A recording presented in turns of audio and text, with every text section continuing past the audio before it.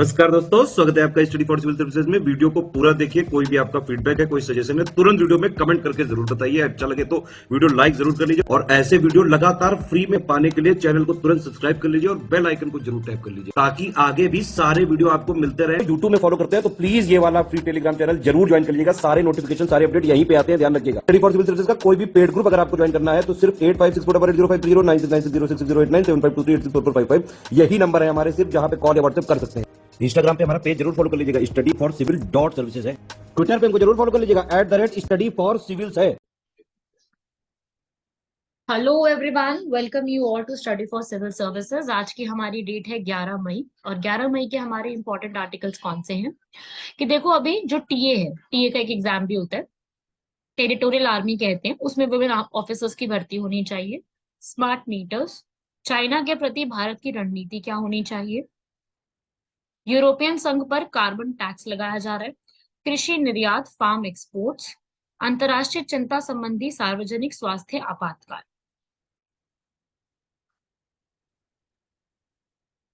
First article है हमारा TA के अंदर जो यहाँ पर महिला अधिकारी हैं उनके बारे में। अभी यहाँ पर जो हमारी डिफेंस मिनिस्ट्री है वो यहाँ पर ये कहना चाहती है कि भाई जो टीए होता है, टेरिटोरियल आर्मी, उसमें हमें महिला अधिकारियों को और ज्यादा मंजूरी दे देनी चाहिए और ज्यादा अप्रूवल दे देना चाहिए।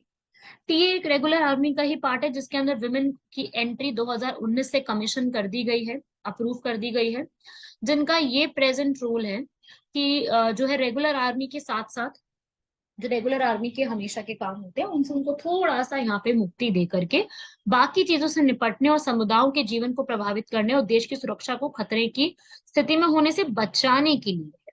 ठीक है, और जब भी आवश्यकता हो ये नियमित सैनिक सेना के साथ ये जुड़ी हुई है।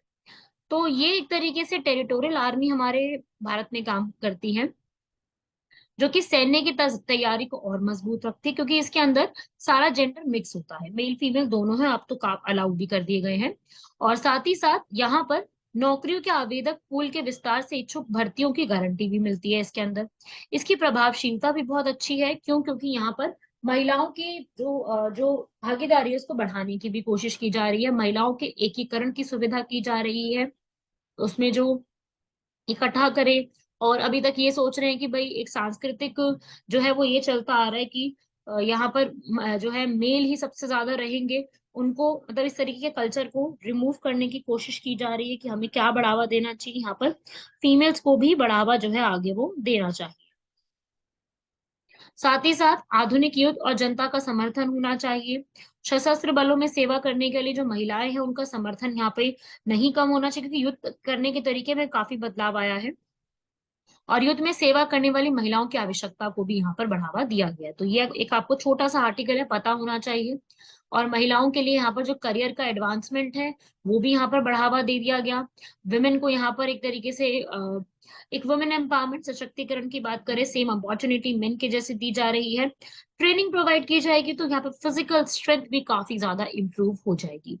इसके अगेंस्ट में ये है कि भाई देखो, सबसे बड़ी बात यहाँ पे ये बोली जाती है कि महिलाओं की जो शारीरिक क्षमता है पुरुष के मुकाबले कम है। तो जितने भी सशस्त्र बल हैं वहां पे अधिकांश पदों पर पुरुषों और महिलाओं को समान प्राप्त होते हैं, लेकिन कुछ ऐसे पद हैं जहाँ पे महिलाओं का शारीरिक जो स्वरूप है वो उपयुक्त नहीं माना जाता है, इसकी वजह से वहां पर प्रॉब्लम आ जाती है।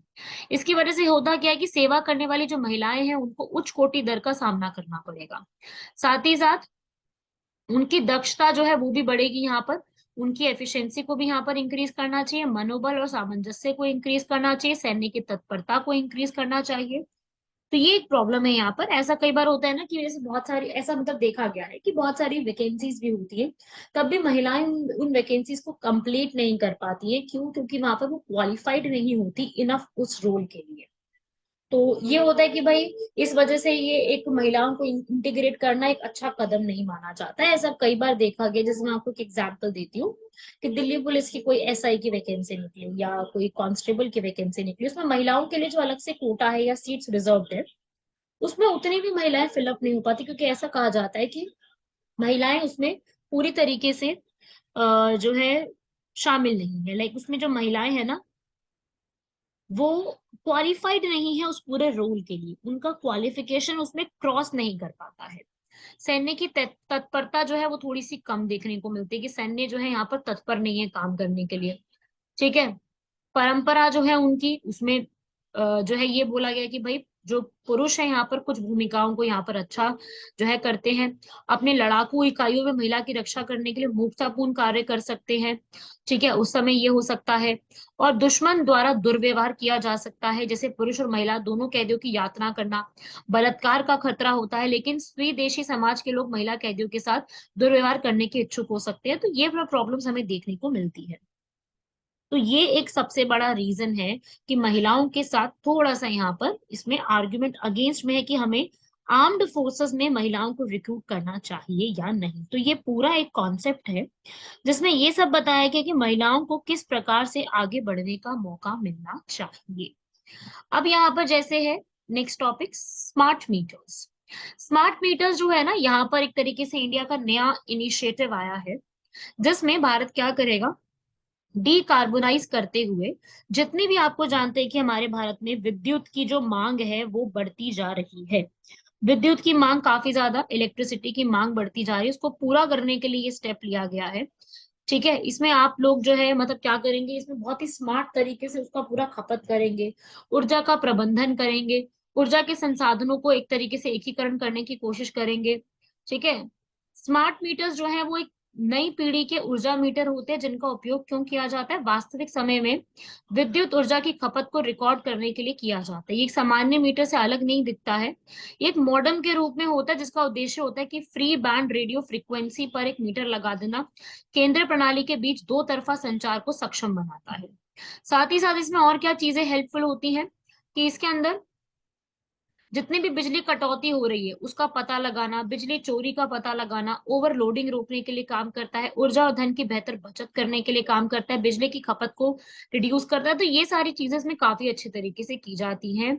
और साथ ही साथ जो हम आते हैं ना घर के अंदर हमारा बिल चेक करने के लिए, कि मतलब बिल जो है वो इतना है ऐसा है, वो बिल की चेकिंग को भी ये स्टॉप कर देता है। मतलब कि जो बिल होते हैं उसकी जो ट्रैकिंग होती है, वो भी ऐसे नहीं कि आपको घर घर आके चेक करेंगे, वो अपने आप स्मार्ट है ना, तो वो अपने आप डिटेक्ट कर सकते हैं। जैसे हमारी स्मार्ट वॉचेस होती है, वो डिटेक्ट कर लेती है कि भाई हमारा अभी इस वक्त बीपी क्या चल रहा है, हमें इस वक्त कितना ज्यादा राउंड लेने की जरूरत है, हमें पानी पीने की जरूरत है। ठीक है। तो ये सब हो जाते हैं, प्लस हमें ये भी बताता है ये कि आपने दिन के इस समय जो है वो अपनी इलेक्ट्रिसिटी की खपत सबसे ज्यादा करी है, तो आपको अब इलेक्ट्रिसिटी की खपत कम कर देनी चाहिए। या ये सारे जो फैक्ट्स होते हैं ना, ये सारे फैक्ट्स वो यही डेवलप करके बताते हैं, क्योंकि ये स्मार्ट है। अब स्मार्ट मीटर है तो डेफिनेटली स्मार्ट काम करेगा, तो स्मार्ट कार्ड काम करने में ये सबसे बड़ा योगदान आता है, जो कि आपको पूरी तरीके से पता होना चाहिए। ठीक है।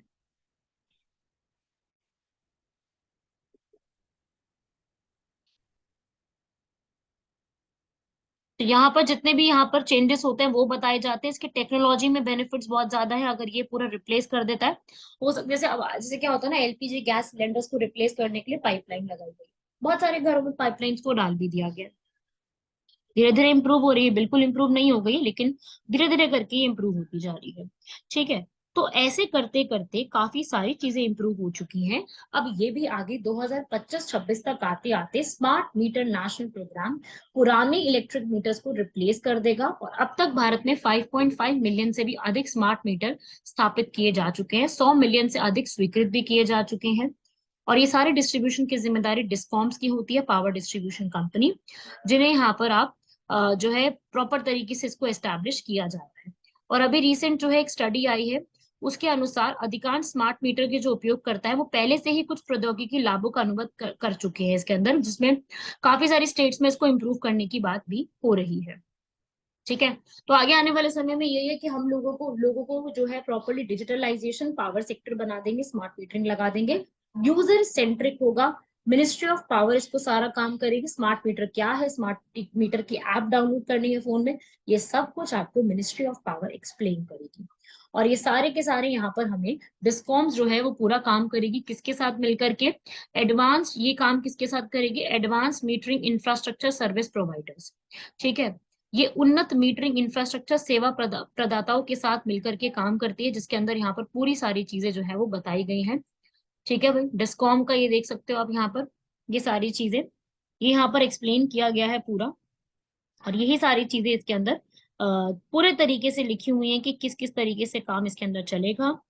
और जैसे जैसे ये आपके सामने आएगा आप लोगों को भी पता चलेगा, हर एक के घर में लगना शुरू हो जाएगा। फिलहाल नहीं लगा है, मुझे भी पता है, लेकिन ये चीज शुरू हो चुका है।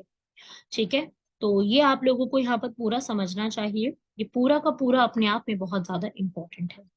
ठीक है, ये था आपका स्मार्ट मीटर्स का पूरा टॉपिक। बढ़ते हैं हमारे नेक्स्ट टॉपिक की तरफ। नेक्स्ट टॉपिक है चाइना की, इंडिया की स्ट्रैटेजी टुवर्ड्स चाइना। देखो भाई, अभी कह रहे हैं कि भारत की जो चीन रणनीति पर काफी बहस है, क्योंकि क्या भारत चीन के साथ 1962 से पहले के संबंधों में की गई गलतियों को दोबारा से दोहराने की कोशिश कर रहा है। तो देखिए भाई, अभी जैसे कि आप जानते हैं कि अप्रैल के महीने में चाइना ने बीजिंग में अरुणाचल प्रदेश में जो है 11 जगह का नाम चेंज किया है। जैंगनाम, साउथ तिब्बत यहाँ पे नाम चेंज किया। और चीन का ऐसा दावा है कि जंगनाम के नामों को मानकीकृत करने का यह कदम पूरी तरह से चीन की संप्रभुता के अंदर आता है। चीन का ऐसा कहना है। ठीक है, और वो बोल रहे हैं कि भाई अरुणाचल प्रदेश का नाम हम यहाँ पे कर सकते थे, लेकिन भारत ने इसको सीधे तौर पे खारिज कर दिया है। भारत के हिसाब से अरुणाचल प्रदेश सिर्फ और सिर्फ हमारा हिस्सा है और ये रहेगा। ये ऐसा नहीं कि पहली बार हुआ है, चाइना ऐसे नामों को चेंज कई बार कर चुका है। ठीक है, ये सबसे बड़ी बात है कि हाल ही के महीनों में चाइना का जो है यहाँ पर ये कार्य पहली बार नहीं कि चाइना ने पहली बार ये चीज कर दी। चाइना ये काम कई बार पहले कर चुका है। ठीक है भाई, तो यहाँ पर जो है ये चीन के उकसावे में हुआ है, कुछ भी है, झड़प होना तावांग के एरिया में। तावांग ये वही जगह है जहाँ से ये जो 1962 का वॉर था ना, पहली बार शुरू हुआ था। तो इंडिया और चाइना के बीच में ये पहली बार चीज नहीं। मैं आपको एक स्टोरी बता देती हूँ। चाइना की ऐसे कहना है भाई, चाइना की मैं बता रही हूँ, उनकी एक one palm and five finger policy है। वन पाम का मतलब उनका क्या है, एक उनका पाम है तिब्बत, और फाइव फिंगर पॉलिसी में उनके फाइव फिंगर्स क्या क्या हैं। उनके फाइव फिंगर्स हैं लद्दाख, अरुणाचल प्रदेश, सिक्किम, नेपाल और भूटान। ये उनकी फाइव फिंगर्स है और उनका एक पाम है। तो वो इनको लिबरेट कराने की फिराक में है। फिराक मतलब कि यहाँ पर वो चाहते हैं कि पूरी तरीके से इनको लिबरेट कर दिया जाए। तो ये उनकी पूरी की पूरी कोशिश है। ठीक है, तो इस टाइप से आपको ये चीजें जो है वो याद रखनी है। तो ये आपको पता होना चाहिए। बाकी ये पूरा एक मतलब कॉन्सेप्ट जो है वो आपको थोड़ा थोड़ा सा आइडिया होना चाहिए कि इस तरीके से भी आप लोगों से पूछा जा सकता है। मतलब एग्जैक्टली इससे क्वेश्चन नहीं बनते, पर हाँ जो है इससे टॉपिक सीधा जो है वो पूछा जा सकता है आपसे। ठीक है भाई, तो इस प्रकार से आपका जो ये पूरा एक कॉन्सेप्ट है थोड़ा सा पता होना चाहिए आप लोगों को।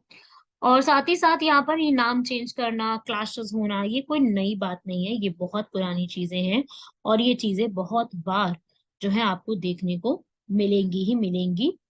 और ये होती ही रहती है। चाइना यहाँ पर अग्रेशन के रूप में रहता ही रहता है। और साथ ही साथ दोनों देशों के बीच में जो शक्तियां हैं वो यहाँ पर अपना आक्रामक रुख अपनाती हैं दोनों।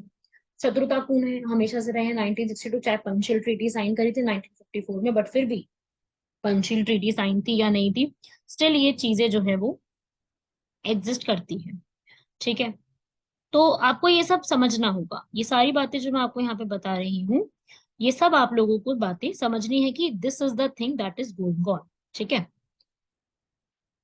डिफरेंस है इन सब चीजों में। तो अब यहाँ पर क्या होता है कि आत्मनिर्भर भारत को हम प्रमोट कर रहे हैं। चाइना, क्योंकि अब इंडिया का ट्रेड भी चाइना से बहुत ज्यादा है। $100 बिलियन हम लोग क्रॉस कर चुके हैं ट्रेड के मामले में।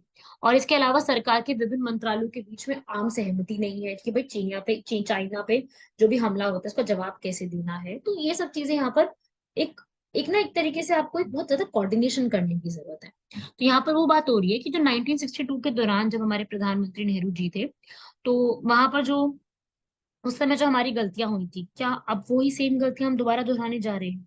तो हमारे वर्तमान के जो प्रधानमंत्री नरेंद्र मोदी, इनकी चीनी नीति में यहाँ पर तुष्टीकरण के समान प्रतीत होती है। विद्वानों के द्वारा अनुसार ऐसा कहना है कि 1960 तरह की तरारे तो उससे भी बुरी तरह हम यहाँ पर असफल हो सकते हैं। जहाँ चाइना की कम्युनिस्ट पार्टी है वो भी अपने यहाँ पर घरेलू विश्वसनीयता को बढ़ाती है। वो कहती है कि भाई हम शांतिपूर्ण है, वो अपनी शांतिपूर्ण उदय की बात करते हैं। ठीक है भाई, पहले चीन को हमेशा वैश्विक मामलों में अलग थलग पड़ने का डर था, लेकिन आज के टाइम पे वो अपनी हर एक विदेश नीति का हिस्सा बन के रह गए हैं। तो ये चीजें हैं। और गालवान वैली के बाद से जो जो प्रॉब्लम्स होती जा रही है वो दोबारा से रिपीट ना हो, अपने इन मैटर्स को उठाने की सरकार को बहुत ज्यादा बड़े लेवल पे जरूरत है। सरकार को ये जरूरत है कि जितनी भी इस तरीके की प्रॉब्लम्स आ रही हैं उनको एक बड़े लेवल पर यहाँ पे लेके आने की नीड है, कि हम जो भी ये प्रॉब्लम्स उस समय से हो रही हैं हमारे साथ, मतलब जो पहले कभी हुआ था उस समय जो भी अब प्रॉब्लम्स हो रही हैं, इनको हमें बड़े लेवल पे लाने की नीड है। राइट।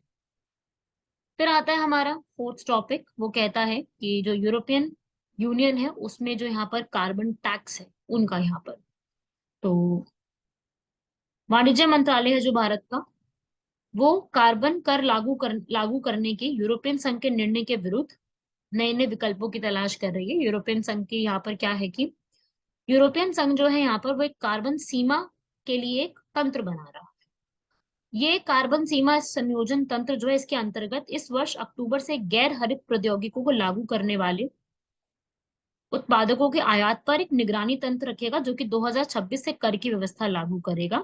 तो अब से जो भी यूरोपियन संघ में होने वाले भारत के धातु इंजीनियरिंग प्रोडक्ट का जो भी निर्यात वहां पे किया जाता है उसके लिए नकारात्मक प्रभाव पड़ेगा, क्योंकि उसमें क्या बोला जा रहा है, उसमें बोला जा रहा है कार्बन टैक्स। तो अगर भारत से कुछ भी वहां पे जाता है तो उस पर कार्बन टैक्स देना पड़ेगा। ठीक है भाई। कहीं भी हो, कहीं पर भी प्रोड्यूस हो रहा है, सिर्फ इंडिया पे नहीं, कहीं पर भी हो रहा हो, लेकिन अगर आपको वहां पर यूरोपियन यूनियन में आपको उस प्रोडक्ट को बेचना है तो आपको वहां पर कार्बन कंटेंट बताना पड़ेगा। अभी फिलहाल इसमें सीमेंट, लोहा इस्पात, एल्यूमिनियम, उर्वरक, ये सारी चीजें आ चुकी हैं। यहाँ पर कार्बन शुल्क में कटौती की जाएगी इसके अंदर। ठीक है भाई। और यहाँ पर जो है, जब स्वदेश में उत्सर्जन प्रतिबंधित हो जाएगा तो कंपनियां प्रदूषण के स्रोतों को जन्म देने वाली प्रतिबंधों से बचने के लिए अपने उत्पादन स्थल को अन्य देशों में स्थानांतरित कर सकती है। ठीक है भाई। ये भी एक बहुत बड़ी बात है कि भाई जो कार्बन डाइऑक्साइड है, हम उनके जो है वो शुद्ध आयातक बन गए हैं। कोशिश यहाँ पे ये जारी है। बाकी इंडिया की क्या कोशिश है इसके लिए, तो यूरोपियन संघ में प्रवेश करने वाली जो भी भारत की वस्तुएं होंगी उन पर सीमा कर लगेगा, उनसे इनकी कीमतें बढ़ जाएंगी। तो वहां पर यह है कि जो भी हम वहां पे सामान बेचेंगे वहां पर लोग शायद उसको उतना ज्यादा ना खरीदे, तो उससे वही है कि नकारात्मक प्रभाव पड़ेगा, ज्यादा कर लगेगा उस पर। तो ग्रीन हाउस गैस की फुटप्रिंट वाली कंपनियों के लिए भी गंभीर खतरा यहाँ पे आ जाएगा। और भारत जो है सबसे बड़ा व्यापारिक साझेदार जो है वो यूरोपियन संघ है। तो वहां पे जो अगर कर लगा देंगे भाई, तो ऑब्वियस सी बात है आपको महंगा सामान मिलेगा लोगों को वहां पर। अब जब जब लोगों को महंगा सामान मिलना शुरू हो जाएगा, तो महंगे सामान मिलेगा तो उसके बाद फिर प्रॉब्लम यही आएगी कि लोग खरीदेंगे कम उसको।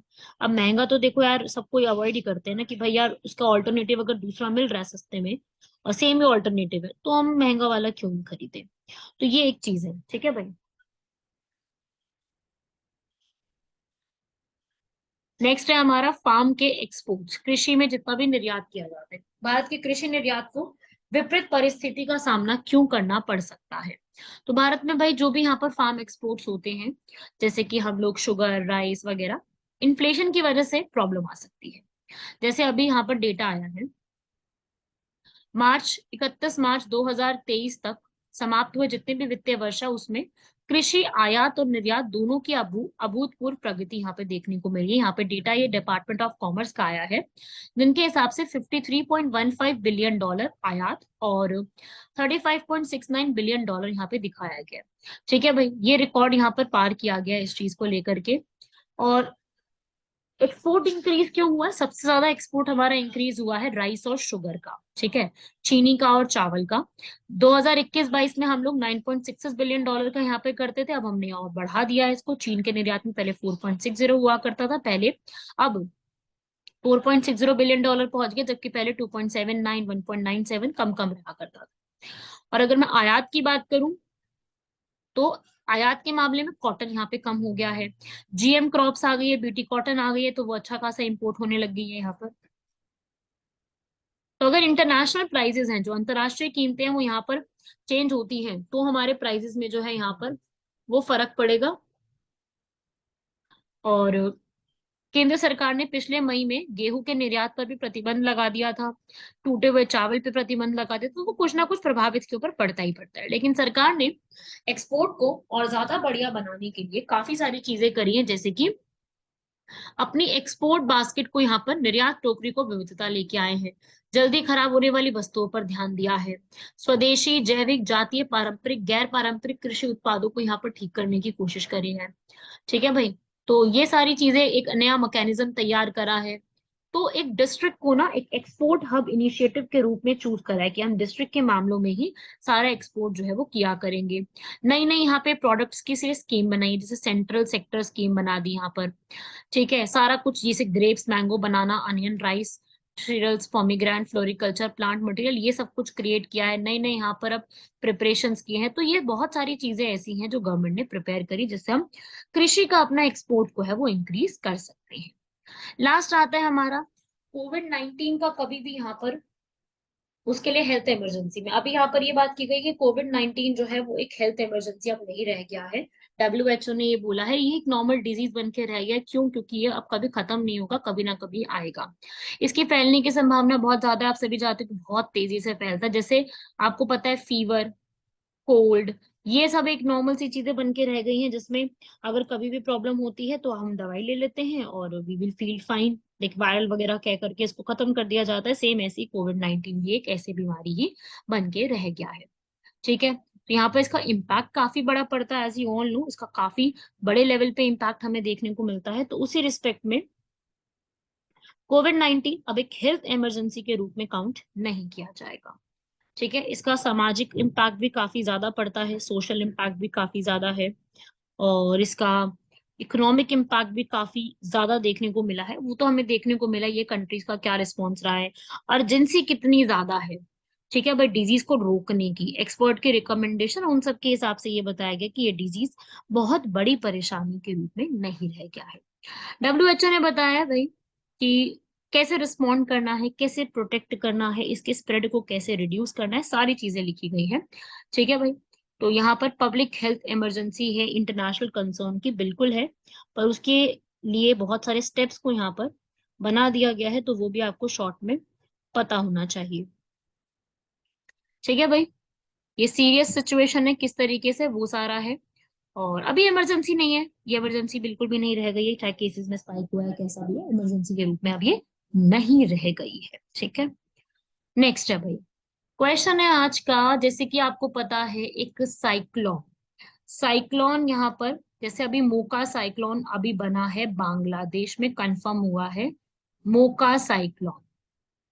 ठीक है, ये नाम मोका साइक्लोन किसने दिया है? यमन ने। ठीक है भाई। समुद्री सतह का तापमान 27 डिग्री सेल्सियस से अधिक होना चाहिए। कोरियालिस फोर्स होना चाहिए। वर्टिकल विंड स्पीड पहले से मौजूद कमजोर निम्न दबाव होना चाहिए। तो ये सब बातें जो है यहाँ पर कोरियोलिस फोर्स के लिए गलत लिखा हुआ है। ट्रॉपिकल साइक्लोन इस तरीके से बनता है। बाकी सब बातें इसमें सही लिखी हुई थी। इसके लिए मैं ना प्रॉपर एक एनिमेटेड वीडियो आप लोग देखो, यहाँ पर वैसे मैंने जितना है समझा देती हूँ। बाकी इसको अगर आपने एक्सप्लेन करते हुए देखना है तो उसके ऊपर एक एनिमेटेड वीडियो काफी सारी अवेलेबल है यूट्यूब पर। अगर आप वो देखेंगे तो आपको पूरा आइडिया लग जाएगा कि कैसे ट्रॉपिकल साइक्लोन डेवलप होता है। तो ये ट्रॉपिकल साइक्लोन का एक पूरा रीजन है। लास्ट क्वेश्चन है, इलेक्टोरल बॉन्ड्स, चुनावी बॉन्ड, चुनावी चंदा, ये 2017-18 में एसबीआई में आप लोग जो है इस चुनावी चंदा को भेजते हैं। पब्लिक सेक्टर बैंक्स को सेल करते हैं। आप यहाँ पर इस पूरे को बॉन्ड भर के 1,000 रुपए का, 2,000 रुपए का, लाख रुपए का, 10 लाख रुपए का, ये सारा बॉन्ड आप वहां पे बना के भेज सकते हैं। एंड देन यहाँ पर पूरा ये जो है चंदा के रूप में आता है, कि जिससे आप पूरा पॉलिटिकल फंडिंग करते हैं। ये लीगल है भारत के अंदर, और इसके बहुत नुकसान भी हैं और फायदे भी हैं। तो इलेक्टोरल बॉन्ड का कॉन्सेप्ट ये मैंने काफी पहले भी अपनी वीडियोस में समझाया। अगर आप में से कोई भी रेगुलर फॉलोअर है वीडियो का, तो वो समझ सकता है इसको। बट वैसे अगर मैं आपको एक्सप्लेन करूं, इलेक्टोरल बॉन्ड जो है वो पहले जितने भी पॉलिटिकल डोनेशन थी ना, उसमें से लिमिट हटा दी। अब वैसे मैं बताऊं आप लोगों को कि अभी हाल फिलहाल में करीब 400 करोड़ रुपए इलेक्टोरल बॉन्ड चंदा के रूप में आया है, अभी लास्ट में। और अभी तक जो है, जब से ये स्कीम आई है 2017-18 से, अभी तक 10,000 करोड़ रुपए चंदा इकट्ठा किया जा चुका है। ठीक है, आप 1,000 रुपए, 10,000 रुपए, 1 लाख, 10 लाख, 1 करोड़, आप कितने भी यहाँ पर चंदा के रूप में दे सकते हो। मैं चंदा ही बोलूंगी इसको एक तरीके से तो भाई। तो आप कितना भी वहां पे जो है वो शामिल करवा के दे सकते हो और उसके हिसाब से आपका पूरा चलेगा। दोनों स्टेटमेंट बिल्कुल करेक्ट लिखी हुई है। और इस पे कोई इंटरेस्ट नहीं लगता है, कुछ नहीं है। आप एसबीआई ही इसके लिए सिर्फ ऑथोराइज्ड है इसको सेल करने के लिए। ठीक है भाई। तो ये आप लोगों को एक शॉर्ट में पूरा पता होना चाहिए। ये है इलेक्टोरल बॉन्ड्स, काफी न्यूज में रहते हैं। और ये बेसिकली यही है भाई कि इसमें ना, ये बेसिक बात है, सुप्रीम कोर्ट ने ये बोला कि आपको जानने का भी तो अधिकार है ना भाई, कि आपको सिटीजन्स की डिटेल तो दो कि किसने दिया है। आप एनोनिमस रखते हो, एनोनिमस का मतलब आप डिटेल्स नहीं दोगे। अरे तो डिटेल्स नहीं दोगे तो पता कैसे चलेगा? तो फ्री एंड फेयर इलेक्शन कहाँ से रहेगा? तो पहले की कोई, अब इसमें कोई लिमिट ही नहीं रह गई है। तो ये एक तरीके से नेगेटिव पॉइंट है। फाइनेंस बिल 2017 में इसको लाया गया था, 2018 से इसको स्टार्ट कर दिया गया था। तो मतलब मेरे हिसाब से इसके नेगेटिव पॉइंट्स बहुत ज्यादा है। ठीक है ना? तो काफी ज्यादा यहाँ पे दिए जाते हैं ये, जो कि एक तरीके से एक कंसर्न्स में ये कहूंगी बहुत ज्यादा, क्योंकि आप ना तो इसके अंदर आप एनोनिमस रखते हो, ट्रांसपेरेंसी कुछ है नहीं, बताते ही नहीं हो किसने कितना दिया। इसके ड्रॉबैक्स काफी ज्यादा चीजें दिखते हैं। और ना इसमें रिटर्न्स फाइल होते हैं। तो बेसिक बात है कि आपको ये पता ही नहीं चलता किसने कितना अमाउंट दिया है। अब कोई बंदा अपनी कंपनी का टेंडर पास कराने के लिए, अपना कोई काम निकलवाने के लिए सरकार को पैसा खिलाता है, सरकार बदले में उसका काम करके देती है।